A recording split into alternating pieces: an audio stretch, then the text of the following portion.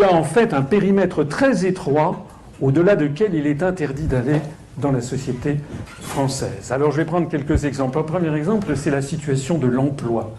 Les grands médias, les partis politiques médiatisés font porter la responsabilité sur les dirigeants français de façon systématique. Naguère, c'était contre Sarkozy et Woerth que l'on faisait défiler les Français sur la réforme des retraites ou sur l'emploi.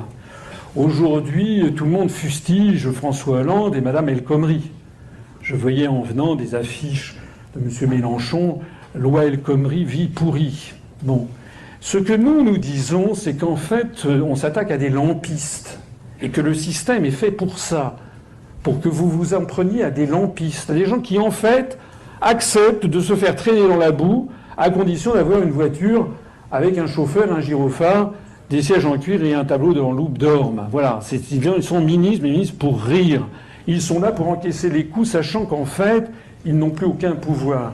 Ce que nous disons, c'est que le chômage est principalement dû aux choix macroéconomiques nocifs qui résultent de notre appartenance à l'Union européenne et à l'euro, notamment à la politique budgétaire continuellement récessive imposée par la Commission européenne sur la base de l'article 121 du traité sur le fonctionnement de l'Union européenne et à la politique visant à assurer la viabilité de l'euro qui est imposée par la BCE à Francfort, politique de taux d'intérêt, politique de taux de change, réforme structurelle exigée notamment en vertu de cet article 121 du traité sur le fonctionnement de l'Union européenne qui fixe ce que l'on appelle les grandes orientations de politique économique. Je ne sais pas si vous le savez, mais il faut que vous le sachiez, et malheureusement 98% des Français ne le savent pas, c'est que les traités européens, notamment l'article 121 du TFUE, qui résulte du nouveau traité de Lisbonne, mais ça remonte en fait à Maastricht, ont confié à la Commission européenne le devoir de fixer à tous les États membres de l'Union européenne ce qu'on appelle les grandes orientations de politique économique qui fixent très exactement ce qui doit se passer,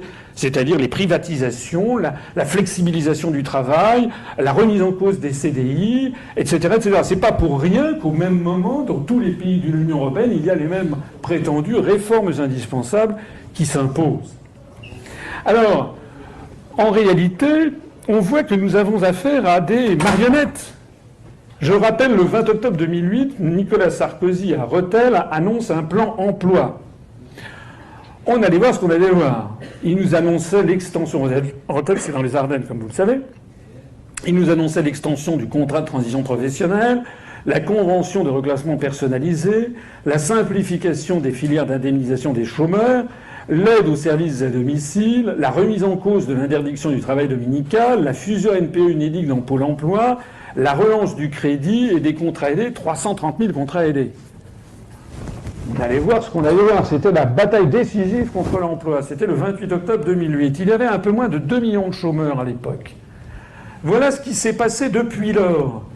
Vous avez ici 1,98 million de chômeurs en mars 2008. Là, le discours de Rethel en octobre 2008 de Nicolas Sarkozy. Et voilà quelle a été l'évolution du taux de chômage en France, y compris avant et après l'élection de François Hollande. François Hollande qui s'était fait élire en disant « c'est un scandale le bilan de Nicolas Sarkozy en matière de chômage, votez pour moi ». Et maintenant vous avez les Républicains qui disent « c'est un scandale le bilan de François Hollande en matière de chômage, votez pour moi », c'est-à-dire votez pour Juppé. Mais si vous avez un tant soit peu le recul du temps, vous vous dites en fait il y a une droite de régression linéaire parfaite, c'est une augmentation constante du chômage, point barre. Et depuis 2008, c'était quand même il y a 9 ans. On ne peut pas dire qu'il n'y a eu aucune réforme en France. Je peux vous assurer, moi je suis à Bercy, je peux vous assurer qu'il y a quand même beaucoup de réformes qui ont été faites. Vous en savez quelque chose d'ailleurs. Maintenant, il y a de plus en plus de CDD, des petits boulots merdiques. Les CDI sont en voie de disparition. Dans l'administration, on ne remplace plus un fonctionnaire sur 2 partant à la retraite. On coupe, en veux-tu, en voilà, dans toutes les dépenses de l'État. Je sors d'un rendez-vous avec un maire, les dotations globales de fonctionnement aux collectivités locales sont en chute libre, donc il y a beaucoup de réformes. On a privatisé, en veux-tu, en voilà, n'en veux-tu pas, en voilà quand même. On a vendu à l'émir du Qatar, le Paris Saint-Germain, l'hôtel Georges V, l'hôtel ci et ça, et inexorablement, on voit l'augmentation du taux de chômage. Et encore ne s'agit-il ici, quand on dit 3,85 millions, uniquement avec des chômeurs de catégorie A, c'est-à-dire ceux qui n'ont aucun emploi. Hein. C'est-à-dire que si on y ajoute en fait les autres chômeurs de catégorie A, B et C, on arrive, c'était hier, hein, ça tombe bien, on a appris hier les nouvelles statistiques de l'emploi, nouveau record absolu de chômage, 3 852 000 chômeurs de catégorie A pour la France et l'outre-mer, 5 766 000 chômeurs de catégorie A plus B plus C pour la France et l'outre-mer. B et C, ce sont des gens qui ont quelques heures de travail par semaine qui, en général, ne leur suffit pas pour vivre, mais on ne peut pas dire qu'ils aient absolument aucun emploi. Voilà. Donc ce que nous disons, c'est que face à un tel constat, il va bien falloir un jour ou l'autre qu'on remette en cause les dogmes des réformes indispensables. Parce que je signale au passage que ces réformes indispensables, qui sont appliquées de façon identique d'ailleurs dans les pays de ce que les Allemands appelaient aimablement le Club Med, et ensuite après ils ont appelé ça les Gypsies, hein, Greece, Italie, Portugal, Spain et Irlande, la gentillesse de ne pas mettre la France dedans, eh bien en fait donnent les mêmes résultats absolument monstrueux. Le deuxième exemple, ce sont les délocalisations. Les Français voudraient que l'on arrêtât les délocalisations. Je rappelle qu'en 2012, M. François Hollande s'était fait élire en disant « vous allez voir ce que vous allez voir ». Il avait même un de ses collègues, enfin de ses collaborateurs qui s'en était fait une spécialité, c'était le M. Montebourg. M. Montebourg allait se battre contre les délocalisations. Il avait d'ailleurs eu un ministère qui s'appelait le ministère du redressement productif, qui était une vacherie, bien entendu, de la part du Premier ministre M. Ayrault et du Président de la République, parce que tout ce petit monde sait quand même très bien dans quel désastre nous sommes et dans lequel on va. Donc ce que nous disons, c'est que les délocalisations, c'est très gentil de dire qu'on va lutter contre les délocalisations, mais les délocalisations, c'est quoi ? C'est une entreprise qui décide de transférer une usine qu'elle a en France, de la transférer ailleurs. Et ça se passe par l'opération de quel Saint-Esprit ? Tout simplement par le fait de pouvoir sortir des millions, des centaines de millions, voire des milliards d'euros de France pour aller construire une usine ailleurs. Donc c'est exactement corrélé à la libre circulation des mouvements de capitaux. Les délocalisations sont dues à l'article 63 du traité sur le fonctionnement de l'Union européenne qui nous dit, dans le cadre des dispositions du présent chapitre, toutes les restrictions au mouvement de capitaux entre les États membres et entre les États membres et les pays tiers sont interdites. En fait, il s'agit de la reprise d'un article qui ne portait pas ce numéro, mais qui figurait dans le traité de Maastricht de 1992. Et ça n'est pas pour rien que... Allez regarder... Là, je suis obligé de faire une conférence assez rapide parce que je veux qu'on puisse parler à la fin, mais allez regarder d'autres conférences que j'ai faites où je vous explique. Si vous allez regarder un dictionnaire étymologique de la langue française, vous verrez que le mot délocalisation est apparu en France en 1993, c'est-à-dire quelques mois après la ratification du traité de Maastricht. La première délocalisation, c'était l'affaire Electrolux, d'une entreprise qui fabriquait des aspirateurs et qui allait se délocaliser en Écosse. Donc c'est très précisément daté, hein. Sous Vincent Auriol, sous René Coty, sous Charles de Gaulle, sous Georges Pompidou, sous Valéry Giscard d'Estaing et sous François Mitterrand jusqu'en 1992, on ne parlait pas de délocalisation. Et pourtant, il y avait déjà, je vous assure, le roi d'Arabie, il existait déjà, il y avait déjà des milliardaires américains, il y avait déjà des tas de gens. Pourquoi n'en parlait-on pas avant et qu'on en parle maintenant ? C'est tout simplement parce qu'avant, il y avait un système qui s'appelait le contrôle des mouvements de capitaux. Hein, et qui dit contrôle, dit contrôle. Ça n'est pas interdiction. Ça veut dire de temps en temps on dit oui, de temps en temps on dit non. Voilà. Maintenant, avec l'article 63, en réalité, le feu vert a été donné aux entreprises pour expatrier leurs usines dans des pays à très bas coût de salaire. Point barre.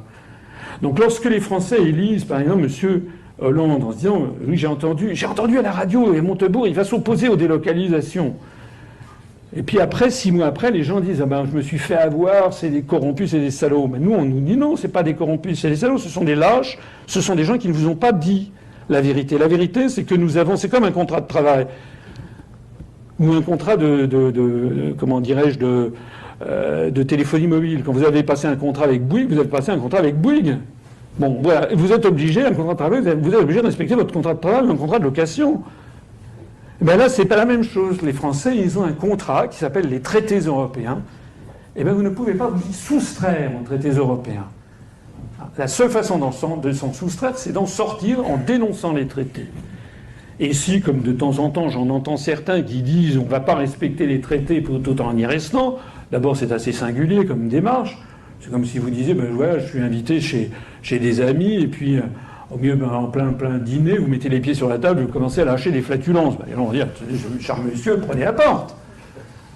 Si on ne veut plus respecter un traité, ben on ne respecte plus le traité, c'est-à-dire on s'en va. Hein. Comme disait De Gaulle, si on est couillonné, on dit je suis couillonné, je m'en vais.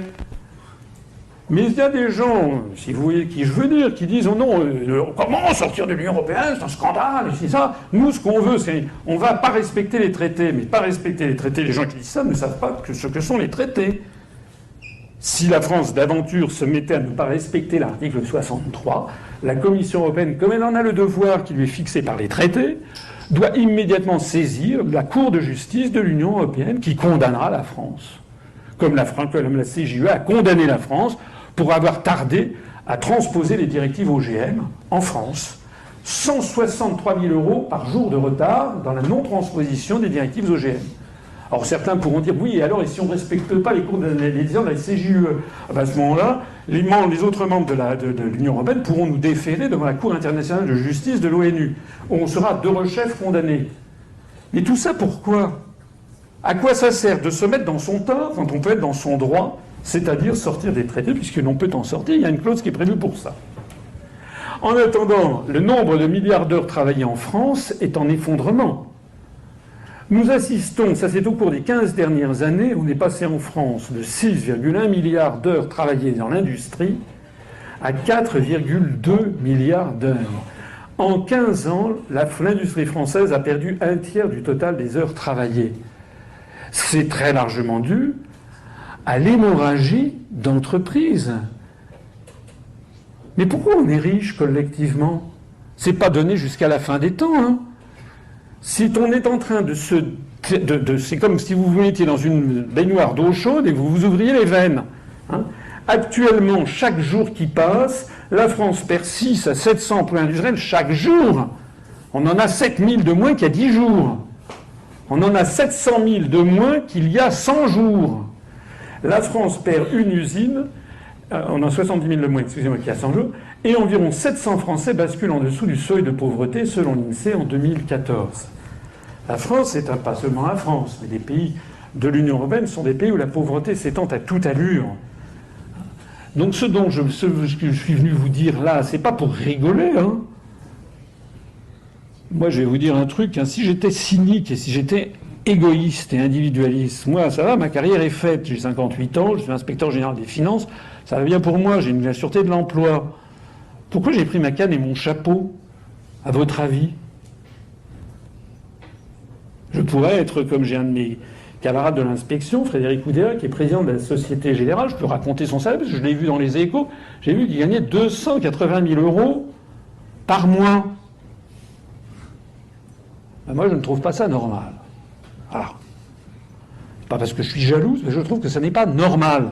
Et moi, je n'ai pas fait les études que j'ai faites, je ne me suis pas entré à l'École nationale d'administration pour laisser une espèce de, après nous le déluge, un truc style la Pompadour, laisser mon pays s'effondrer parce que j'ai des amis, j'ai des enfants qui sont en train, j'ai du souci pour eux. La France, actuellement, la pauvreté s'étend à toute allure. Ça, c'est le nombre de personnes pauvres en France. La courbe jaune, c'est le seuil de 60% du niveau de vie médian, c'est-à-dire en gros, alors c'est en euros constants, ça a été calculé par l'INSEE. 60%, ça veut dire les gens qui gagnent à peu près moins de 950 € par mois. Et la courbe rouge, c'est les très pauvres, donc les jaunes, c'est ce qu'on appelle les pauvres, selon les statistiques de l'INSEE.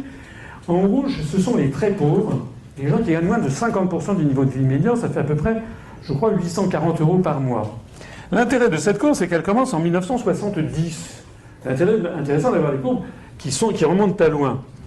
Vous voyez que de 1970 jusqu'à 2002, on a eu une baisse tendancielle tout à fait spectaculaire du nombre de pauvres et de très pauvres en France. En 1970, il y avait 9 187 000 pauvres et ils étaient tombés à quelque chose comme 7 500 000 en 2002 et le nombre de très pauvres était passé de 6,5 millions à 3,7 millions. C'est d'autant plus remarquable que de 1970 à 2002, on est passé d'environ 55 millions de Français à peu près 63 millions de Français. Actuellement, il y a 65 millions de Français si on y ajoute l'outre-mer. Et puis on a assisté à une rupture tendancielle qui fait que désormais, on assiste à une remontée rapide du nombre de pauvres et de très pauvres. En 2012, ce sont les dernières statistiques disponibles par l'INSEE, le nombre de pauvres était remonté à 8 540 000 en 2012, et le nombre de très pauvres, on est presque à 5 millions. Je suppose que le directeur de l'INSEE, pour ne pas faire trop de peine au ministre de tutelle, a dû enlever quelques pouillèmes pour nous montrer qu'on n'avait pas atteint les 5 millions. Alors ça, c'est quand même des courbes qui devraient intéresser les gens. Il y a quelque chose, il y a un problème qui se passe. Il y a un problème tendanciel. Pendant les 30 glorieuses, on voyait la pauvreté s'effondrer, puis d'un seul coup, on voit la pauvreté et la très grande pauvreté réaugmenter.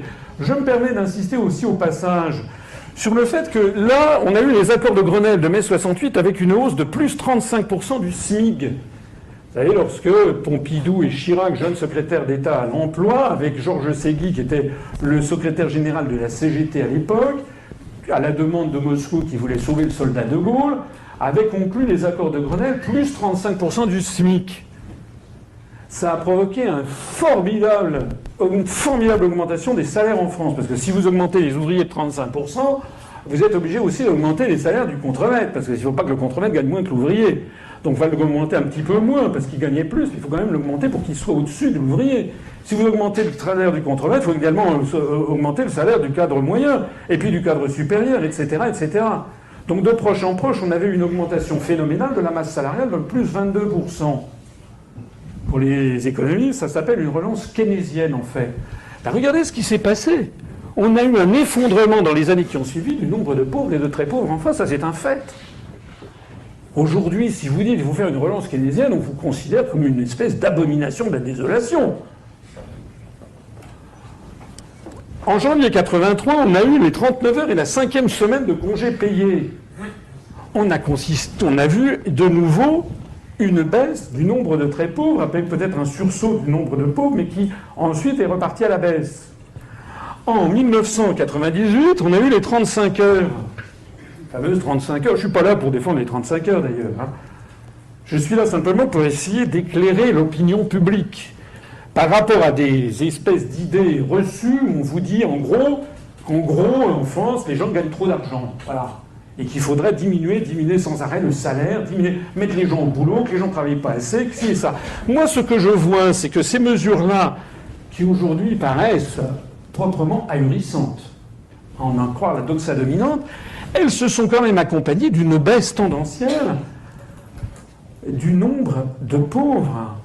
La vraie rupture, c'est en 2002 qu'elle arrive. Et moi, je suis désolé, il y a quand même quelque chose dont il faudrait parler, c'est l'arrivée de l'euro. L'arrivée de l'euro qui commence en 99 sous forme interbancaire et qui arrive sous forme fiduciaire en 2002. Quand je dis l'arrivée de l'euro, c'est avec toutes les contraintes qui sont liées à l'euro. Les réformes indispensables, la précarisation générale du travail que l'on nous indique comme étant la voie de sortie. Maintenant, on commence à avoir le recul du temps, on est en 2016, et je suis désolé, mais 2016, c'est quand même pas rien. 8 ans, 9 ans se sont écoulés, on assiste, et je vous l'ai montré tout à l'heure, à une augmentation continuelle du nombre de chômeurs. Donc je dis ça pour ceux dans la salle qui, je dis ça très gentiment, parce que je m'aperçois que moi, quand j'étais jeune, j'étais tout à fait formaté quand j'étais étudiant à HEC. Mais avec la maturité venant, on peut avoir du recul. À l'époque, il n'y avait pas Internet et on ne pouvait pas se documenter très facilement ailleurs. Mais je dis ça pour les gens qui sont absolument convaincus. J'en rencontre régulièrement des gens qui me disent « Mais non, monsieur, vous n'avez rien compris. C'est pas du tout de la faute de l'euro. C'est parce qu'on n'a pas fait les réformes indispensables. » Comme si le fait, par exemple, l'ubérisation, comme si le fait d'appauvrir les chauffeurs de taxi, de mettre des gens à faire le taxi à des prix cassés, comme si c'était ça qui allait résoudre les problèmes de la France. Tout ceci, cette baisse des chômages, ça se passait avec des chauffeurs de taxi qui étaient protégés. Il y avait les notaires, les avocats, ils avaient tous leur profession réglementée. Ça n'a pas empêché un effondrement du nombre de pauvres. En réalité, les contraintes imposées par l'euro provoquent un changement d'orientation séculaire, le retour de la grande pauvreté, et je signale que ceux qui auraient des doutes, qu'ils aillent regarder ce qui se passe ailleurs. Qu'ils aillent en Grèce, qu'ils aillent en Italie, qu'ils aillent en Espagne, qu'ils aillent au Portugal. Ça n'est pas un phénomène spécifiquement français. C'est un phénomène qui est un phénomène européen. Le troisième exemple, c'est le démantèlement des services publics. Le démantèlement des services publics, on vous explique là aussi que ce serait quelque chose d'absolument obligatoire. Ce que nous disons, c'est que la disparition progressive des services publics est principalement due au traité européen, notamment l'article 106 du traité sur le fonctionnement de l'Union européenne et l'article 121 dont j'ai déjà parlé sur les grandes orientations de politique économique. C'est-à-dire que vous votez à droite ou vous votez à gauche, ça n'a aucune importance, puisque de toute façon, le programme est déjà tracé par l'article 121 et l'article 106. Comme je le disais tout à l'heure, j'étais sur Radio Campus Lorraine. En fait, les Français, quand on leur demande de voter à l'élection présidentielle, on leur demande en fait de voter. C'est comme si vous alliez prendre l'avion sans savoir pour quelle est la destination. On vous demande de voter pour le capitaine, pour le commandant de bord. On s'en fout de voter pour le commandant de bord, parce que quand vous achetez un billet d'avion, vous choisissez une destination. Vous ne choisissez pas un commandant de bord. Mais actuellement, c'est ça. Actuellement, la destination, elle vous est cachée. Vous voulez faire un Paris-Tokyo. En fait, on vous impose un Paris-New York, systématiquement. Vous voulez faire Paris-Rio de Janeiro. Non, c'est Paris-New York. Vous voulez faire non, c'est Paris-New York. Et on vous demande, vous allez choisir le commandant de bord. Donc nous, on dit non. Nous, on veut choisir la destination. Alors, l'article 106, qu'est-ce qu'il nous dit? Nous sommes le seul mouvement politique en France à dire aux Français, voilà les articles... C'est comme si vous avez un bon copain. Si vous avez un bon copain, que vous avez un nouveau contrat de travail, vous demandez à votre copain, tiens, si c'est un copain juridique, tiens, tu peux me donner un coup de main, qu'est-ce que tu en penses de ce contrat de travail qu'ils veulent me faire signer? Ou un contrat de location? Alors, si c'est un bon ami, bah, attends, là, tu signes pas ça, t'as vu, il y a une clause léonine là en bas, tu peux pas accepter ça. Aucun parti politique, à part le nôtre, dit aux Français, voilà les clauses léonines qu'on vous a fait accepter dans votre dos, sous couvert de modernité. Et si vous n'étiez pas d'accord, c'est que vous étiez un facho. Si on n'est pas d'accord, c'est que vous êtes Front National. Alors non, quand on n'est pas Front National, les gens, non, je suis pour. C'est facile. Imaginez un propriétaire qui vous dirait, voilà, il vous met un 20 mètres carrés, il vous fait payer 1500 €. Vous n'êtes pas d'accord, c'est que vous êtes pour les chambres à gaz. Non. Donc vous signez. Mais ça marche, et ça ne marche pas qu'en France. Hein. Ça marche en Grèce, ça marche en Espagne, ça marche au Portugal, ça marche aux Pays-Bas. Alors l'article 106, il nous dit quoi? Il nous dit les entreprises chargées de la gestion de services d'intérêt économique général. Dans la nouvelle langue européiste, il est interdit de parler de services publics. C'est forbidden. C'est les services d'intérêt économique général ou présentant le caractère d'un monopole fiscal sont soumis aux règles des traités, notamment aux règles de concurrence. La Commission veille à l'application des dispositions du présent article et adresse en tant que de besoin les directives ou décisions appropriées aux États membres. Le démantèlement d'EDF, le démantèlement, la privatisation rampante de la Poste, la privatisation de tous les services publics les uns après les autres, auxquels les Français sont si attachés. J'explique dans une conférence sur l'histoire de France que ça ne remonte pas à 1944 et à la Libération, ça remonte bien antérieurement. Ceux d'entre vous qui ne la connaissent pas, je les invite à aller regarder ma conférence sur l'histoire de France sur upr.fr. J'explique que ça remonte au milieu du XIIIe siècle, en 1245, lorsque le roi de France, Louis IX, qui était le fils de sa mère, ce qui arrive à d'autres, mais sa mère, ce qui n'arrive pas à d'autres, c'est que sa mère s'appelait Blanche de Castille. C'était une femme d'origine espagnole, comme son nom l'indique, qui était très pieuse. Elle avait élevé son fils dans une espèce de très grande religiosité. En plus, on est en 1245. C'est là où s'étend le manteau blanc de cathédrale en France et en Europe occidentale. Et Louis IX, en plus, il est fin politique. Et Louis IX, il va faire quoi en 1245? Il va décider deux choses qui sont restées dans les images d'Épinal. Louis IX, la justice sous son chêne. Vous connaissez ça? Ça veut dire quoi? Ça veut dire que le roi de France en personne à Vincennes sous son chêne, il faisait venir des plaignants, un seigneur et un manant, un pauvre paysan sans terre. Il écoutait les deux parties et il lui arrivait régulièrement de donner raison aux pauvres paysans contre le seigneur. Révolution pour le peuple français. Et deuxième chose, en 1245, il crée les établissements de commun profit, c'est-à-dire des endroits où des gens qui n'ont absolument pas d'argent, des pauvres airs, avec un H, des pauvres paysans, peuvent aller se faire soigner sur la cassette du roi. Ce sont les ancêtres des premiers établissements publics hospitaliers. Bien entendu, il y a un calcul non seulement religieux, mais politique pour Louis IX. Mais ça va être quelque chose d'absolument fondateur dans notre mentalité nationale, tellement fondateur qu'après sa mort, vous savez qu'il meurt à Tunis en 1270, au retour d'une croisade, les Français demanderont et obtiendront du pape Boniface VIII sa canonisation. Il va devenir Saint Louis, de telle sorte qu'ensuite, les rois de France, les Capétiens, auront ce privilège assez extraordinaire pour une monarchie de descendre d'un saint de l'Église catholique. Donc ce qu'il faut bien comprendre, c'est que pour les Français qui, si vous lisez les livres d'Emmanuel Todd, sont un peuple qui, de point de vue anthropologique, est un peuple égalitariste, pour les Français, le Saint-Louis est la quintessence de ce que doit être le chef de l'État, c'est-à-dire quelqu'un qui protège les petits contre les gros, quelqu'un qui assure l'égalité et la justice entre les Français, de telle sorte que nous avons tout au long de notre histoire des bons rois et des bons présidents de la République, et puis des mauvais rois et des mauvais présidents de la République. Voilà. Les bons rois, ce sont ceux qui ont pris le parti des petits contre les gros, contre les féodaux, ou contre, voilà, par exemple Louis XIV au début de son règne avec les grands jours d'Auvergne. Hein, ou bien c'est Henri IV, ou bien c'est même Louis XII.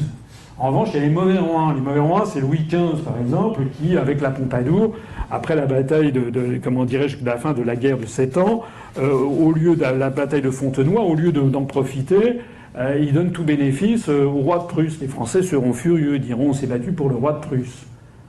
Parce qu'en fait, Louis XV, il vit dans une internationale des cours, il se fiche éperdument des Français. Puis après, son petit-fils Louis XVI, il va le marier avec Marie-Antoinette d'Autriche, donc les Français ne comprennent plus.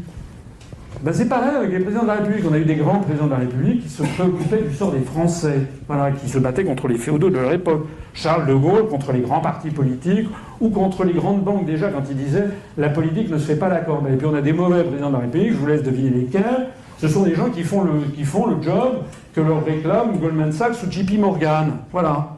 C'est aussi simple que ça. Le quatrième exemple, c'est le développement des forces centrifuges qui menacent l'unité nationale. Qui est-ce qui vous en parle? C'est peut-être la chose la plus grave qui est actuellement souterrainement à l'œuvre. La montée des régionalismes et des indépendantismes à travers l'Europe. L'Écosse au Royaume-Uni, la Catalogne et le Pays Basque en Espagne, la Flandre en Belgique, et la Corse, l'Alsace, la Bretagne, la Martinique, la Guadeloupe, j'en passe et des meilleurs, en France. Il faut savoir que ceci découle directement de la politique des euro-régions et de la Charte européenne des langues régionales et minoritaires. J'insiste sur le fait que les indépendantistes bretons se prévalent de l'Union européenne et de la Charte des langues régionales. Regardez le genre de manifestation menée par l'UDB. Je signale également que le 14 septembre 2014, le secrétaire d'État John Kerry fait une balade à vélo en forêt de Saint-Germain-en-Laye avec un maillot aux couleurs de la Bretagne, de ce drapeau BZH, dont je rappelle dans une autre de mes conférences qu'il a été créé en 1923 par Morvan Marshall, frappé d'indignité nationale après la libération en 1944, parce que c'est un collabo des nazis. On apprenait aujourd'hui même, hier exactement, que le chef autonomiste corse, M. Simeone, sera reçu à la Maison-Blanche. Vous connaissez la stratégie qui s'appelle Divide and Conquer, qu'il s'agit de morceler tous les États qui font obstacle à l'impérialisme américain? Vous croyez qu'une Corse indépendante, un Pays basque indépendant, pourront s'opposer ensuite à la guerre en Irak comme la France s'y est opposée en 2003? Vous n'avez pas compris que c'est ça l'objectif essentiel qui est poursuivi derrière ces mouvements qui d'un seul coup fleurissent comme des champignons après la pluie? Vous trouvez normal que la France, que le président de la République française ne rappelle pas son ambassadeur aux États-Unis quand il y a ce genre de choses? Que diraient les Américains si on recevait à l'Élysée le chef des Indiens Cherokees qui sont parqués dans des réserves américaines? Le cinquième exemple, c'est le bénéfice des prétendus fonds européens.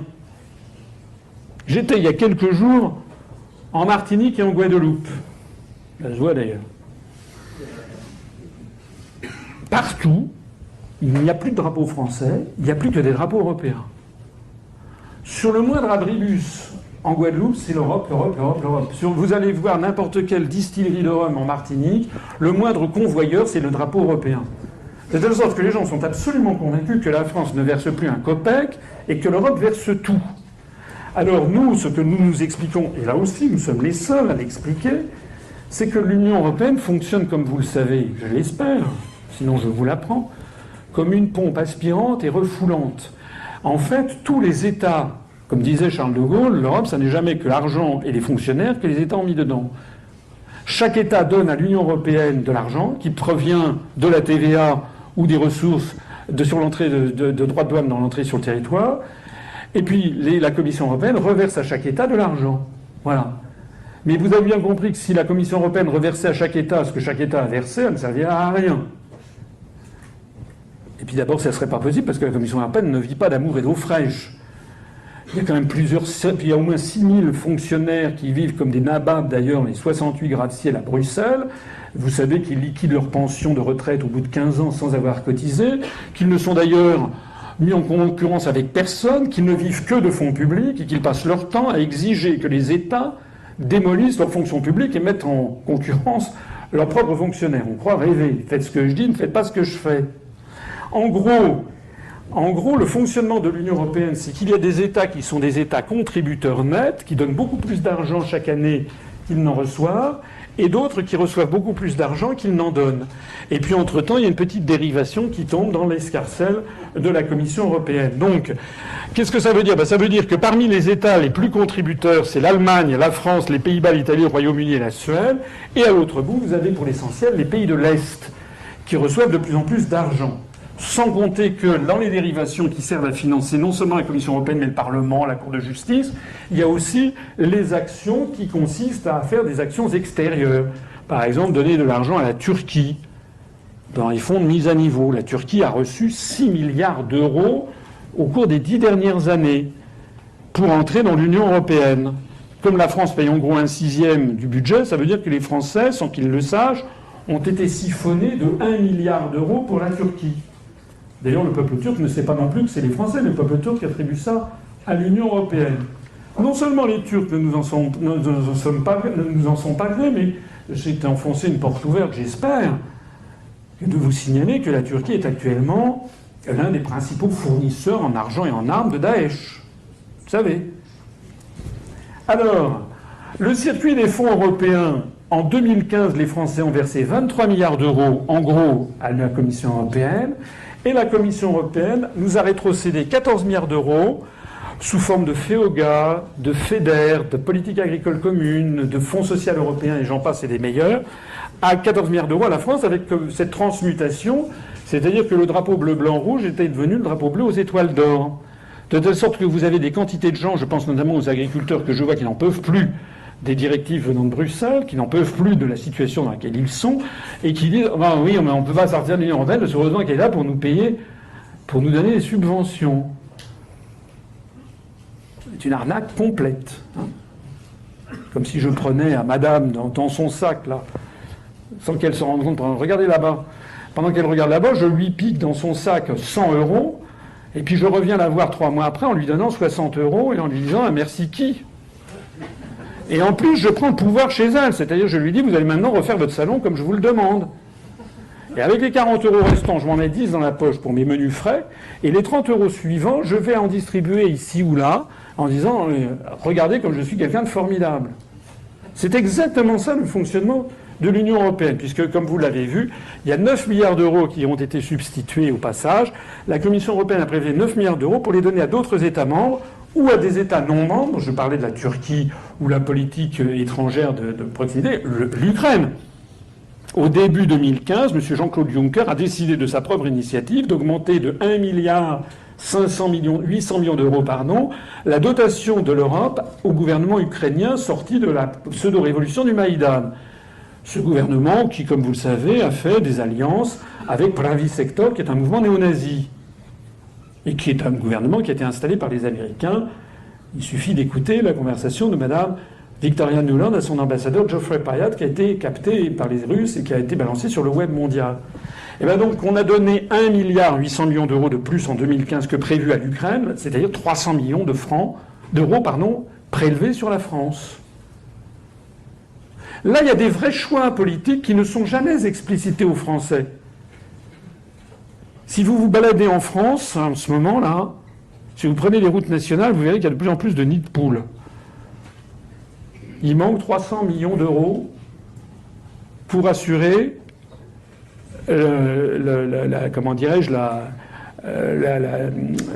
l'entretien courant des routes nationales non concédées. 300 millions d'euros, c'est exactement ce que l'on a versé à l'Ukraine pour soutenir le gouvernement qui a fait alliance avec Svoboda et Pravi Sektor. C'est ça les vrais choix. Les Français sont au courant. Les Français ont donné leur accord à ça. 300 millions d'euros, c'est également ce qu'on donne en gros chaque année à la Bulgarie. Le journal Troud, grand journal bulgare, a annoncé il y a quelques jours que dans les stations-service bulgares, en fait, c'est de pétrole de Daesh qui provient directement de la Turquie. Vous trouvez que c'est normal? Vous trouvez que c'est une situation satisfaisante? Vous n'avez pas l'impression qu'on marche sur la tête? En gros, les fonds dits européens sont surfinancés par les Français. Le coût direct de la prétendue construction européenne est de l'ordre de 9 milliards d'euros par an. Cette somme doit être comparée par ailleurs à la baisse des dotations de l'État aux collectivités territoriales décidée en 2015. Vous avez vu que l'ensemble des maires sont vent debout contre cette affaire.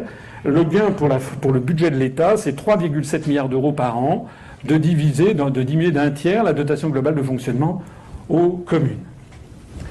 Le 6e exemple, c'est le mensonge du slogan « L'Europe, c'est la paix ». Moi, j'ai été, comme vous tous, un ardent promoteur de la construction européenne. En 1979, la première fois que j'ai voté, j'étais à HEC, j'avais voté pour la liste de Mme Simone Veil aux élections européennes, je trouvais ça formidable. J'étais allé dans une famille en Angleterre, dans une famille en Allemagne, à Regensburg, pour apprendre à parler l'allemand, je trouvais ça formidable. Je suis d'ailleurs resté toujours un grand amoureux des civilisations étrangères. Mais le problème, c'est que l'Europe ne nous emmène pas vers la paix. C'est pas parce qu'il y a eu la paix entre 1949 et, disons, 1990 que c'était grâce à l'Europe. S'il n'y a pas eu la guerre en 1949 lors du siège de Berlin par les soviétiques, c'était pas grâce à l'Europe, ça n'existait pas. S'il n'y a pas eu la guerre en 1953 lors de la révolution à Berlin, c'est pas grâce à l'Europe, elle n'existait pas. S'il n'y a pas eu la guerre en 1956 lors de la début de révolution en Hongrie, c'est pas grâce à l'Europe, elle n'existait toujours pas. Puisque ça remonte au 25 mars 1957. Et s'il n'y a pas eu la guerre au moment du printemps de Prague en 1968, c'est pas parce qu'on discutait les montagnes de beurre à la Commission européenne entre 6 États qu'il n'y a pas eu la guerre. S'il n'y a pas eu la guerre en Europe occidentale depuis la Seconde Guerre mondiale, excusez-moi de le rappeler, c'est parce qu'il y a un petit détail. Ça s'appelle l'OTAN contre le pacte de Varsovie, avec des missiles thermonucléaires de part et d'autre. C'était MAD, Mutual Assured Destruction, c'était la destruction mutuelle assurée de la planète Terre si jamais on remettait en cause l'équilibre entre les puissances.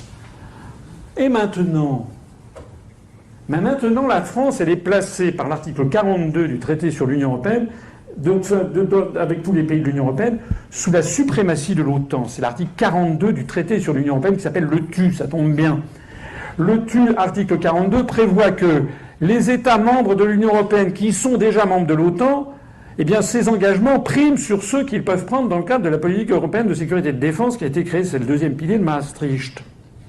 Ça veut donc dire qu'il y a une certaine logique, il faut le reconnaître, à ce que Nicolas Sarkozy ait fait rentrer la France dans le commandement militaire intégré de l'OTAN, et on prête à M. Hollande l'idée de faire réintégrer complètement toutes les structures otaniennes que Charles de Gaulle avait fait quitter, parce que on ne peut pas à la fois être dedans et dehors. Puisqu'on est dans l'Union européenne place toute la politique étrangère de sécurité et de défense de l'Union européenne sous la tutelle de l'OTAN.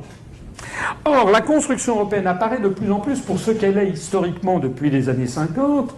Ça n'est pas du tout une invention européenne, c'est une grande manœuvre de vassalisation du continent européen par les États-Unis d'Amérique.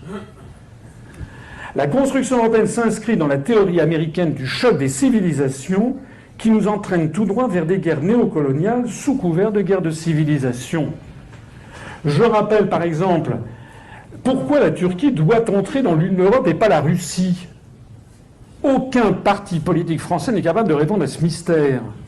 Vous avez d'un côté l'extrême droite qui tape sur les Turcs parce que ce sont des musulmans, et vous avez la gauche qui dit mais non c'est très bien, l'islam peut être si. Mais nous on dit le problème n'est pas là, le problème c'est pourquoi la Turquie, qui n'est quand même pas vraiment une puissance européenne, même si elle le fut dans son histoire. Mais si la Turquie est européenne parce qu'elle a la Turquie d'Europe, alors la France est une grande puissance sud-américaine, puis par la Guyane. Pourquoi la Turquie doit-elle entrer dans l'Europe et pas la Russie?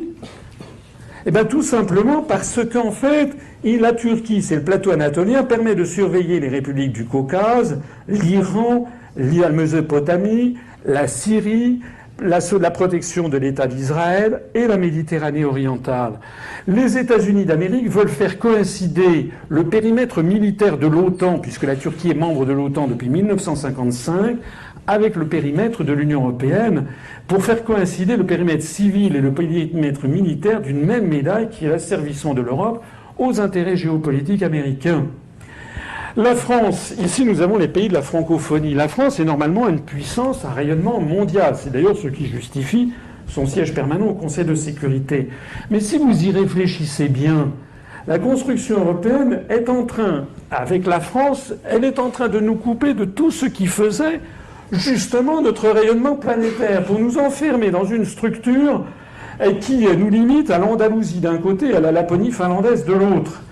Avec la construction européenne, la France se coupe progressivement du reste du monde, et notamment des pays francophones, qui sont la base même de sa puissance et de son rayonnement mondial. Donc ce que nous disons, ce n'est pas sortir de l'Union européenne qui isole la France, c'est d'y rester. Si vous avez des amis latinos, russes, dans le monde arabe, en Chine ou autre, moi c'est mon cas, j'ai vécu au Japon, je suis allé dans 85 pays du monde, je peux vous assurer que les gens qui vous aiment bien, et Dieu sait si la France elle est aimée dans le monde, les gens vous disent « Mais qu'est-ce que vous êtes en train de devenir ? Vous êtes en train de devenir les larbins de Washington. Où est la France que nous aimions ? Où est la France, le porte-parole de la liberté des peuples et des nations ?» En fait, l'objectif final est de parvenir à un empire euro-atlantiste. Et nous sommes le seul à le dire. Dirigé depuis Washington. Fondé sur un marché commun euro-atlantiste qui s'appelle le TAFTA, parce qu'il y a une logique à tout ça. Et nous sommes les seuls à vous expliquer pourquoi le TAFTA, le TISA, le TTIP. Hein, je ne sais pas si tout le monde est au courant, mais tout ce truc qui se négocie dans votre dos, il y a une logique derrière. Pourquoi les autres mouvements, même attaques ou autres, ne vous disent pas la logique finale ? La logique finale, c'est celle-ci, qui a l'armée comme armée commune, l'OTAN, qui met en œuvre le prétendu choc des civilisations comme justification et qui nous entraîne vers la guerre contre la Russie et le monde musulman. Voici la finalité avec l'OTAN face militaire, dont l'autre manœuvre, c'est le monde dit judéo-chrétien, selon cette typologie qui découle du livre que vous connaissez sans doute, sinon lisez-le, puisque c'est l'un des ouvrages absolument fondateurs de la pensée des think tanks américains d'aujourd'hui, The Clash of Civilizations and the Remaking of World Order, c'est le vrai titre, c'est-à-dire le choc des civilisations et la refondation de l'ordre mondial de Samuel Huntington. Les Américains ont décidé de découper la planète selon un schéma très hollywoodien, c'est-à-dire extrêmement superficiel, en fonction de grands pôles, au fond, lâchons le mot, des grands pôles raciaux et religieux, qui serait le monde de demain, avec un monde dit judéo-chrétien, ici couleur framboise, un monde dit latino-américain. Pourquoi n'est-il pas judéo-chrétien ? Tout simplement parce que les latinos n'aiment pas les Yankees. Donc du coup, il s'agit de construire une frontière. Vous avez vu que Donald Trump, d'ailleurs, veut poursuivre cette frontière pour tirer à vue le long du Rio Grande. Comme quoi, finalement, les pays n'ont pas les mêmes réflexes vis-à-vis des immigrés. Et puis, vous avez ici, en jaune, couleur pipi, c'est les très méchants, c'est le monde musulman. En bleu, vous avez ceux dont on ne dit rien, ce sont les Africains. Couleur marron, c'est encore pire, c'est couleur caca, c'est les orthodoxes. Le vert, ce sont le monde indien. Le rose, c'est le monde confucéen. Et puis, couleur abricot, c'est le monde japonais. Voilà la grande pensée géopolitique américaine qui est ce qui se cache derrière toutes ces opérations. Vous imaginez le caractère hautement criminogène et désastreux pour la paix du monde d'une telle vision. Comme si d'ailleurs, par exemple, rien que pour prendre le monde dit judéo-chrétien, comme si l'Espagne, par exemple, n'avait pas plus de liens avec l'Argentine, dont tout la rapproche sauf la distance. Mais en Argentine, si vous êtes déjà allé à Buenos Aires, vous croyez à Barcelone. Tout le monde parle l'espagnol, c'est un pays catholique, c'est un pays où il y a beaucoup de gens d'origine espagnole, italienne ou européenne. En gros, c'est très fondamentalement les mêmes valeurs. Alors que l'Espagne n'a aucun point commun avec les Lapons ou avec les pays baltes, qui sont des pays luthériens, qui n'ont aucun rapport avec l'Espagne. La même chose vaut pour le monde arabo-musulman. Les Américains ont mis dans une espèce de gigantesque monde arabe des gens qui n'ont absolument rien à voir, pas du tout les mêmes socles anthropologiques. Entre les pays du Sahel, les pays du Maghreb, les pays du Mashrek, les Badaouïas d'Arabie Saoudite, le monde turcophone, les Iraniens qui sont des Ariens, les Pakistanais aussi, les Bengalis qui sont au Bangladesh, les Bengalis, et puis vous avez des Brimoumis et des Boumipoutra en Malaisie et en Indonésie. Je rappelle au passage que, comme vous le savez, il y a à peu près 1 milliard 100 millions de musulmans dans le monde. Là-dedans, il n'y a que 300 millions d'Arabes. Hein. La grande majorité du monde musulman n'est pas arabe. Bon. Vous n'avez pas du tout le même type d'islam. Vous avez l'islam sunnite, chiite, zaïdite, etc. Vous n'avez pas du tout le même type d'islam en Indonésie ou en Arabie saoudite ou en Turquie. Donc tout ceci, ce sont des schémas hollywoodiens avec le bon et le méchant, mais tout ceci est très grave parce que ça nous entraîne justement vers le choc des civilisations. Et pas seulement. Parce que nous sommes aussi le seul mouvement politique qui a pointé du doigt là où ça fait mal. Regardez cette photo. Cette photo, c'est ce que la presse appelle une photo de famille. Il s'agit du Conseil européen du 20 juin 2008 à Bruxelles. Vous voyez, pour les amateurs, vous aviez ici, la dame ici, c'était la présidente de Finlande, vous aviez José Manuel Barroso ici, vous aviez le Premier ministre suédois, vous aviez ici M. Sarkozy qui était en train d'essayer de vendre un tapis à son voisin.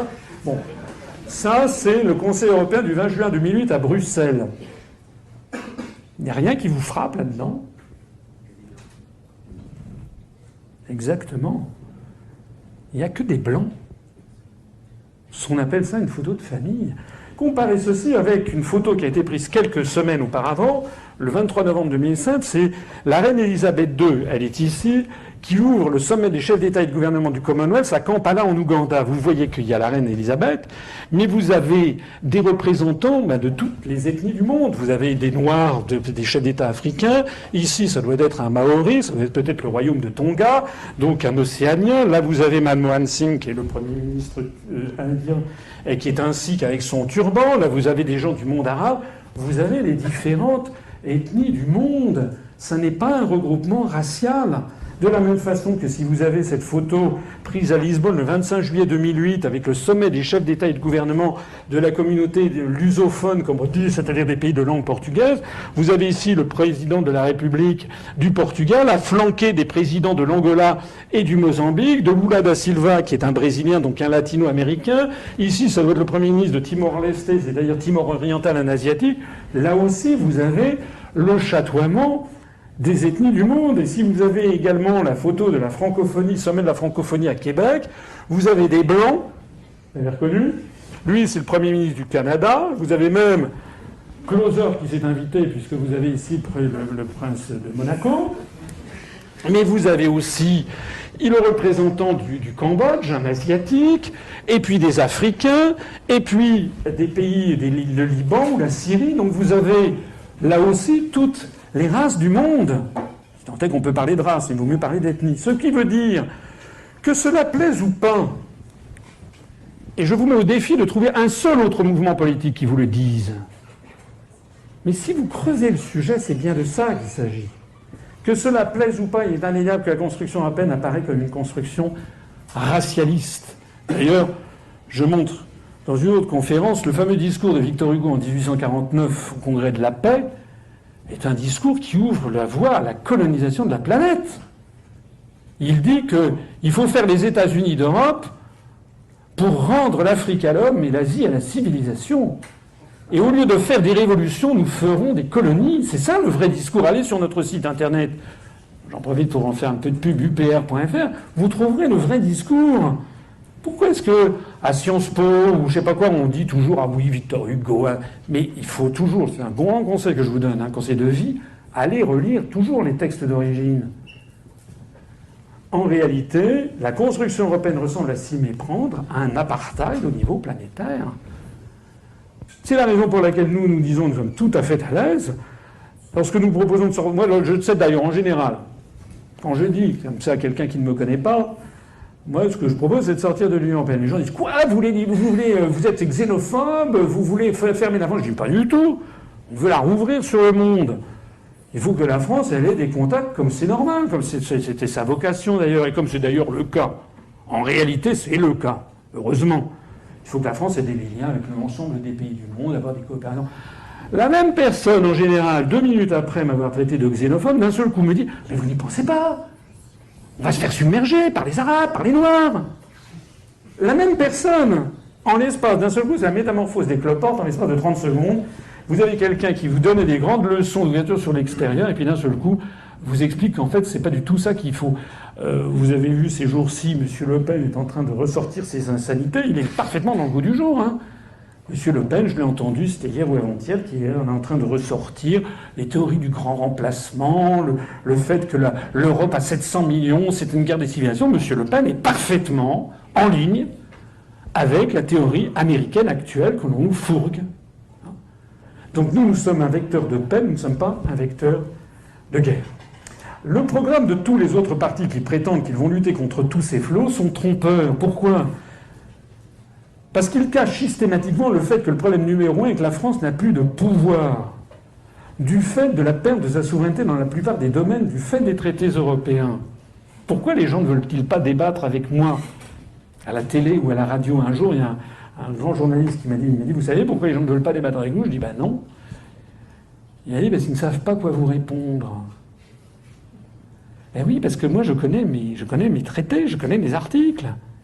J'ai pas un mérite immense, d'ailleurs, puisque je suis un haut fonctionnaire. Les hauts fonctionnaires, tous les hauts fonctionnaires, que ce soit à Bercy, que ce soit dans tous les grands ministères, que ce soit aux affaires étrangères, ils savent très bien que ce que je dis est vrai. La France n'est plus dirigée par le peuple français, elle est dirigée par les traités européens, dans tous les domaines. Les autres partis politiques, par ailleurs, gardent le silence sur l'influence de Washington, de peur de se faire traiter de complotistes.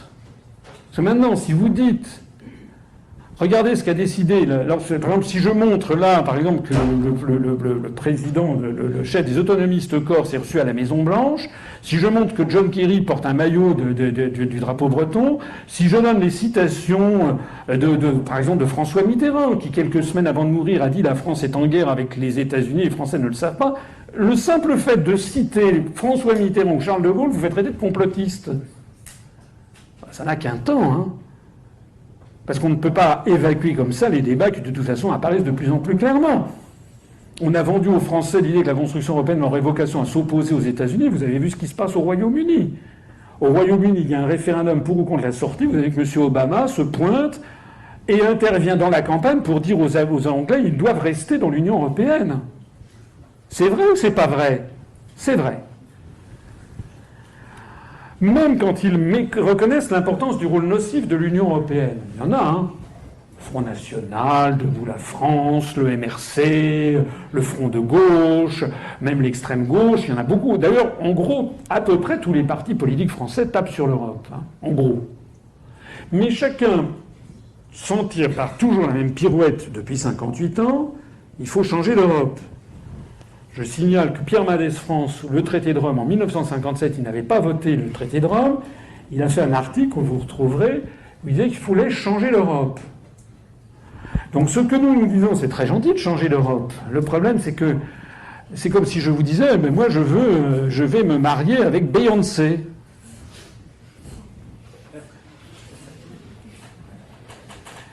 Et si elle n'est pas d'accord? C'est peu probable, bon. Mais si elle n'était pas d'accord, c'est ça le problème. Sauf que là, il ne s'agit pas de se marier avec Beyoncé, il s'agit de se marier avec 27 Beyoncé.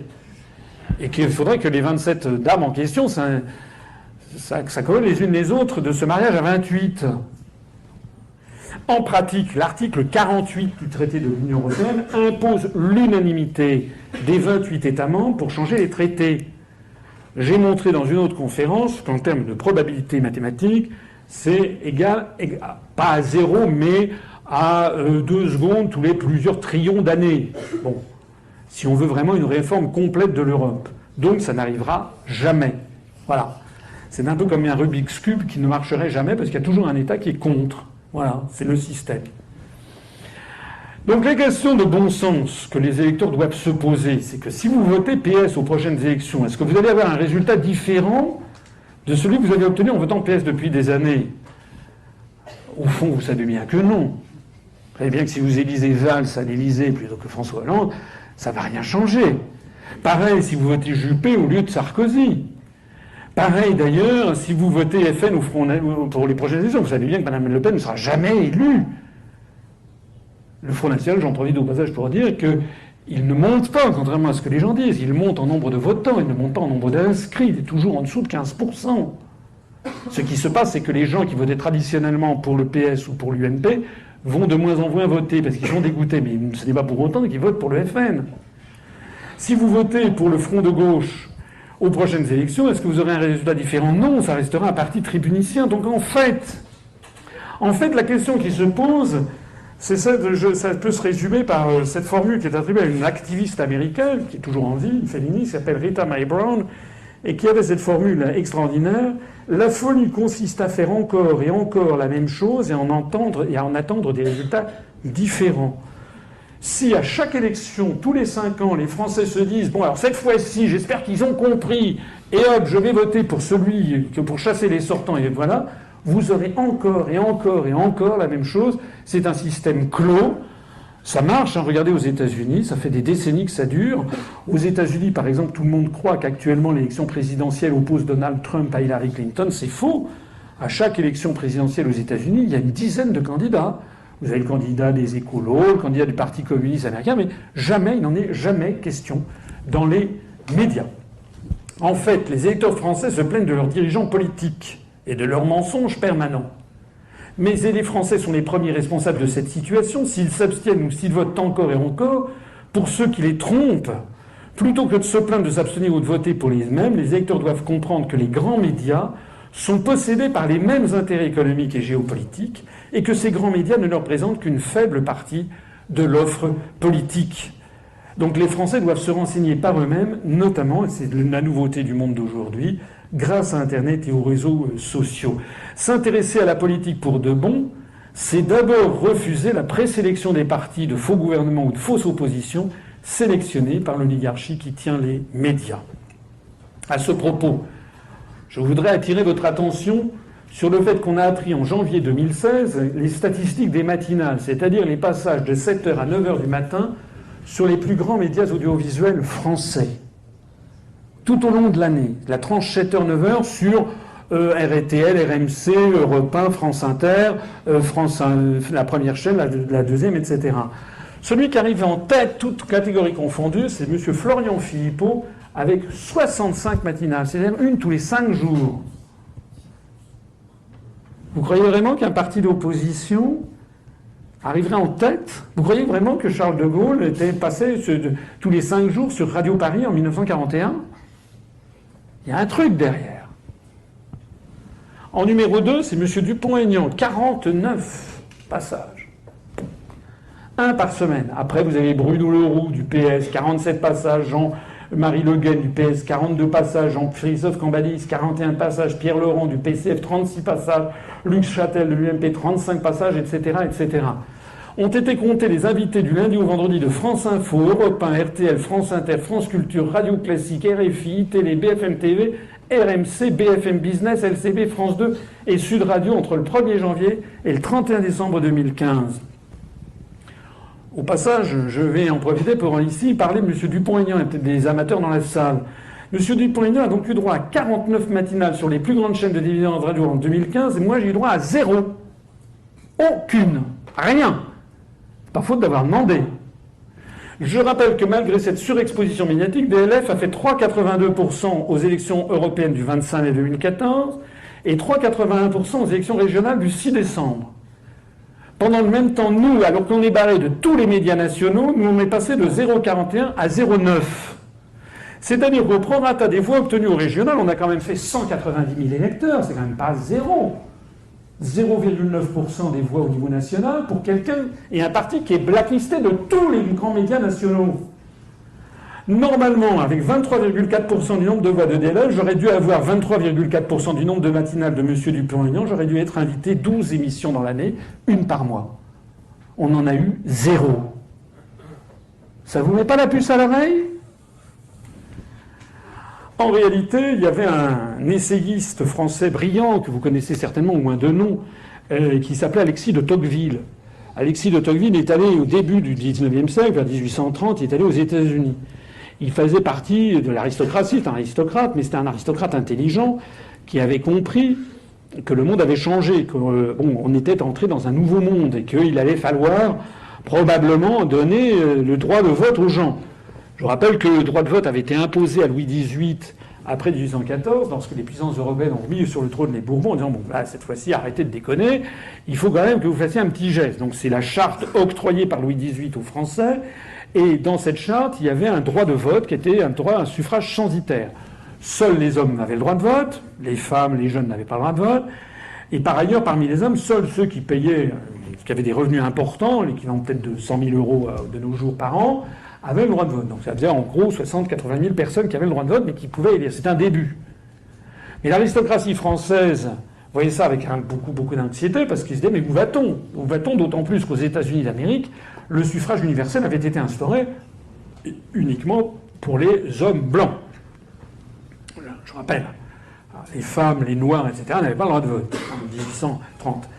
Mais donc, Alexis de Tocqueville va aux États-Unis, fait un rapport sur le système carcéral aux États-Unis, et il en profite pour s'intéresser au système politique. Et il a cette phrase qu'il faut bien méditer, parce qu'elle est quand même très intelligente, surtout qu'elle est écrite vers 1835. Il dit « Je n'ai pas peur du suffrage universel, parce que les gens voteront comme on le leur dira. » Ben, rien n'a changé, hein.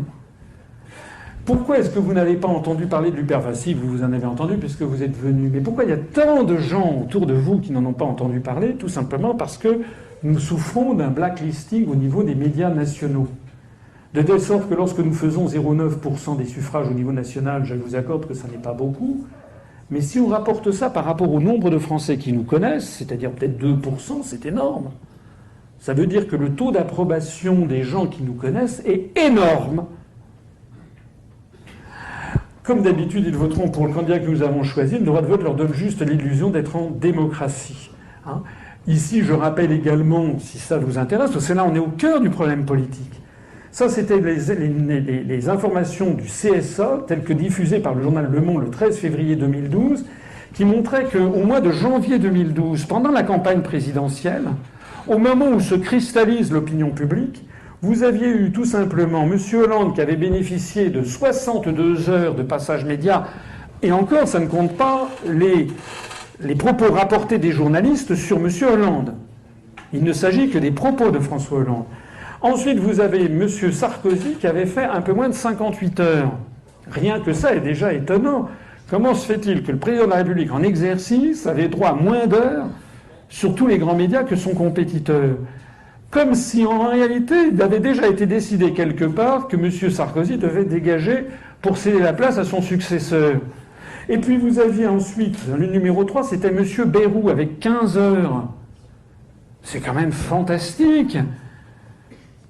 Comment se fait-il que M. Bayrou avait droit à un quart des deux premiers? Après ça, vous aviez Mme Le Pen avec 12 heures.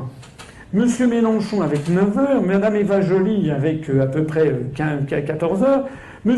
Hervé Morin avait moins de 3 heures. M. Hervé Morin, c'était ministre de la Défense, il avait annoncé qu'il serait candidat à l'élection présidentielle. Bon, vous savez que maintenant, il en est à présenter des recettes de cuisine depuis sa cuisine. Bon, s'il transite Gloria Mundi. M. de Villepin, 186 minutes, 3 heures.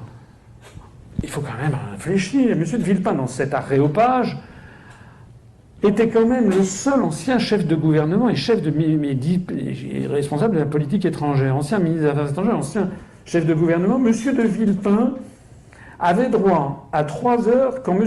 Hollande, qui n'avait aucune expérience internationale, on l'a vu, qui n'avait jamais travaillé, qui n'a jamais été ministre, jamais travaillé dans un cabinet ministériel, qui avait été en fait un apparatchik du PS, avait droit à 62 heures. Faut-il écrire dans la Constitution française que pour être élu président de la République, il faut être présenté par l'UMP et le PS? Ce serait plus simple.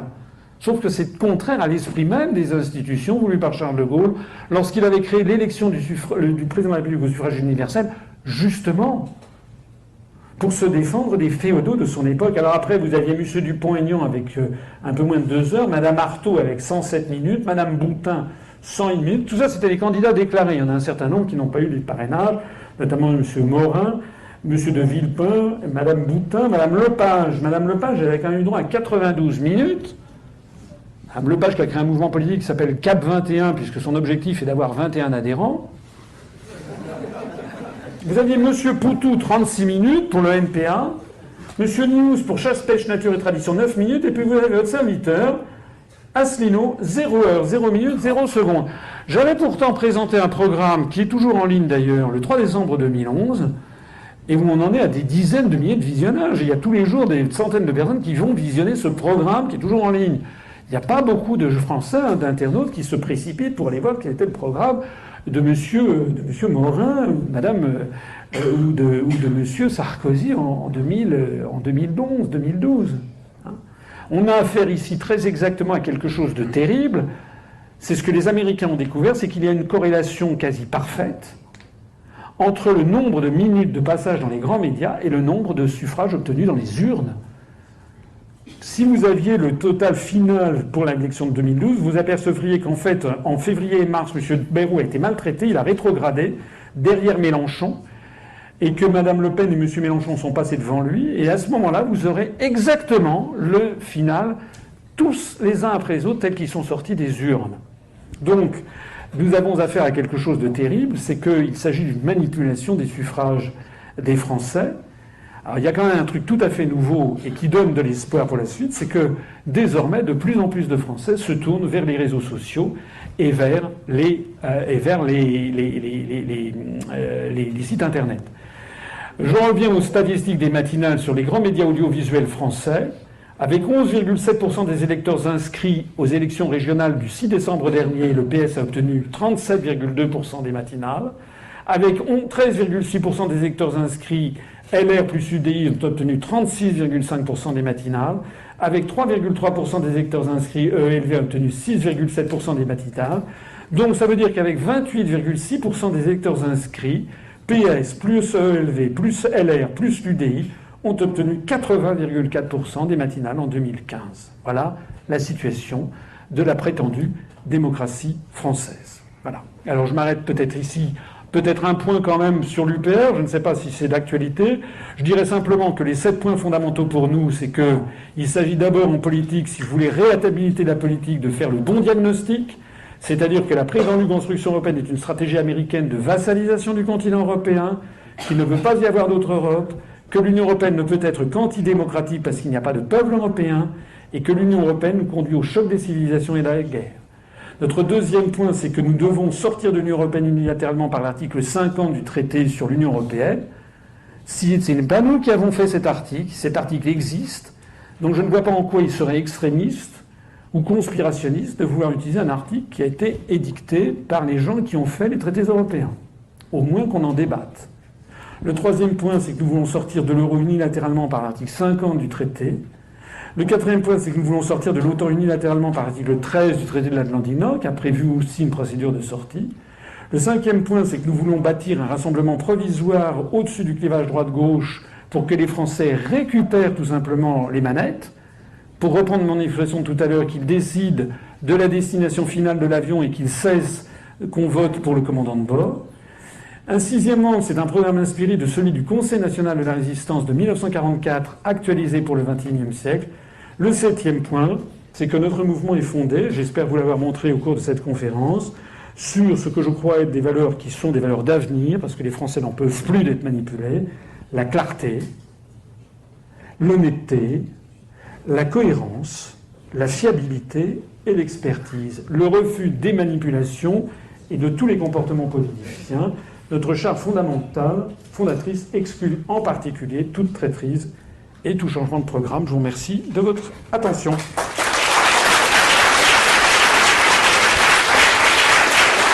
Merci,